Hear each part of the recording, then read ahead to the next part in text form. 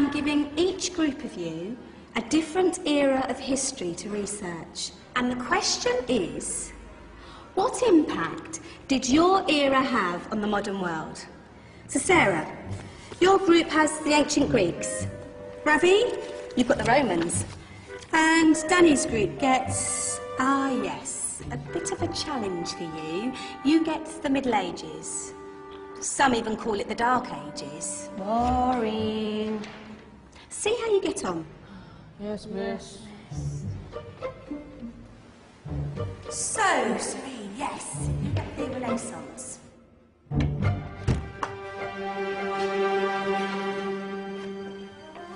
Is that the librarian? I guess so. How are the Dark Ages going to have anything to do with us? Excuse me. Sorry to bother you.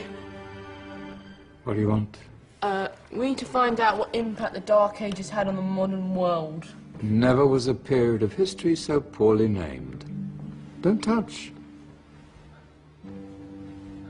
It's priceless. And I suppose someone's been filling your head with the usual nonsense, eh? 1,000 wasted years. A black hole in history, am I right? Yeah, sort of. You see, it's always the same. You assume it was all mud, disease, death and destruction, with marauding mobs of barbarians ripping down the good of former civilizations, burning and plundering as they went, nothing of any worth invented either, eh? Oh, no. Go on, Beofrey. Sorry to bother you. Come on, it's probably not worth it. Everyone knows that the Greeks and Romans invented everything anyway. Oh, did they now? And you're sure about that, are you? You know, I might just have something for you. You seem to be up to the task. I suppose I could... Follow me. I've got just the book for you.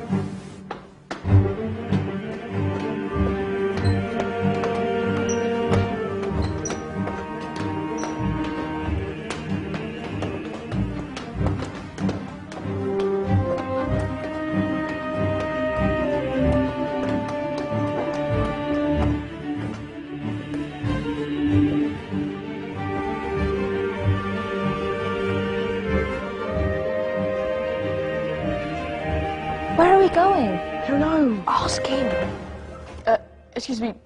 Where are we going? From darkness into light, my young friend. From ocean onto land, there are things you should know. Oh, yes, indeed. Yes, indeed.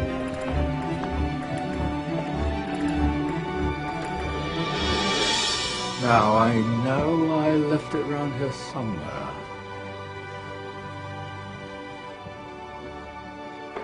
Ah, here it is. Now, take a look. If you dare.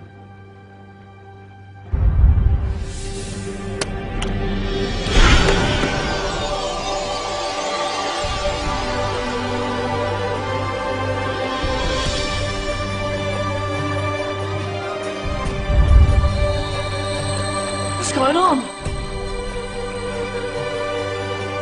Welcome to the Dark Ages, or as it should be known, the Golden Ages. Who are you? I am Al-Jazari, engineer and ingenious inventor. I thought you said this was the Dark Ages. It doesn't look very dark. That's because it's all a matter of perspective, my soon-to-be illuminated friend.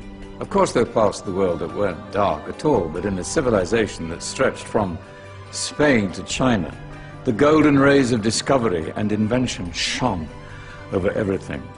What civilization? The Muslim civilization, my young friend. Through scholars and scientists of various faiths, some of the most important discoveries known to man were made at this time.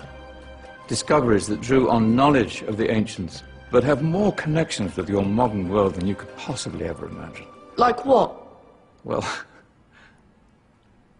all sorts of things. I've got to get a picture of this. I knew it was a good idea. Who are you? Allow me to introduce Ibn al-Haytham, a great scientist whose ideas led to the invention of the camera. You invented the camera? I laid the foundations for modern cameras by explaining how our eyes work. I found a way of projecting an image onto another surface through a small hole in a dark room, later called camera obscura. Think of all the things that evolved from this discovery. Cameras, cinema, all share the same principle. Cool. Look out below! Who's that? That's my good friend, Abbas ibn Farnas, who gazed up to the heavens, passionate in his belief that man could fly. Whoa. Indeed, he dared to dream about flying 1,000 years before the Wright brothers. Do you know you all take your jet-setting holidays for granted, so it only seems fair to remember Abbas ibn Farnas. Stand by. I'm ready for takeoff.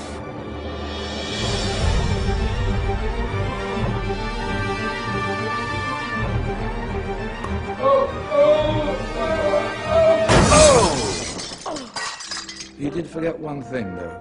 A tail, useful for landing. Ah, my back.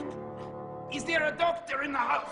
Did someone call? Ah, my old friend, why don't you introduce yourself to my young guests? I am Abul Qasim al-Zahrawi. Many call me the father of surgery. Did you actually do surgery back then? Of course we did. In fact, many of the surgical tools that I invented are still used in your modern hospitals. Excuse me, a patient needs my attention. Scalpel? I think I may need some stitches. In that case, I'll use catgut. Catgut? From the gut of animals. Perfect for stitching up internal wounds. Your surgeons are still using it today. Sorry, mustache.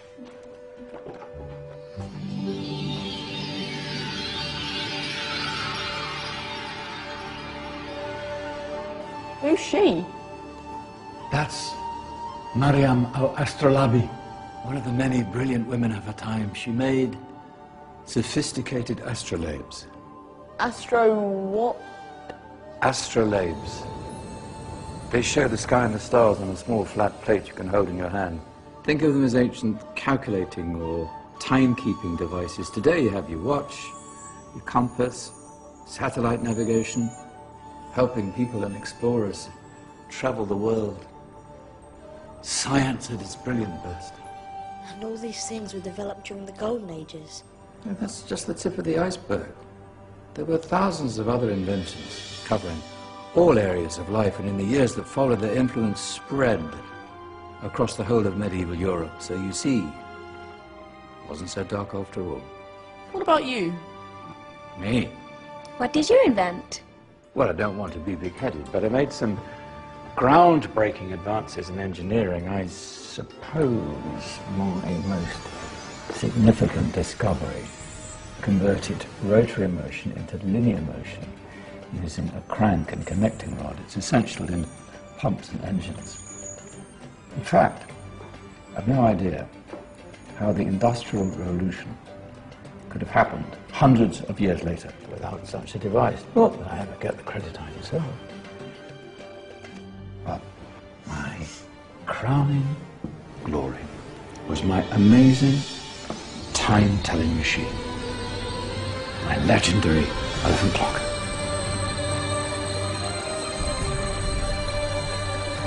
It's a clock. Yes.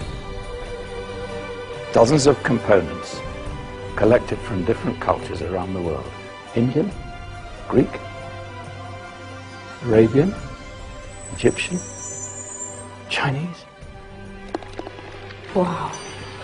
A United Nations clock. That is pretty cool. Does it actually tell the time? Well, yes, of course. If it wasn't for me, thousands of people would be late for everything. Speaking of time, we better get you back. And remember, Spread the word. This is a golden age, and I've only shown you a tiny part of this wondrous time. There are countless other scientists and inventions directly connected to your modern world. You're just going to have to find out for yourselves. No, wait!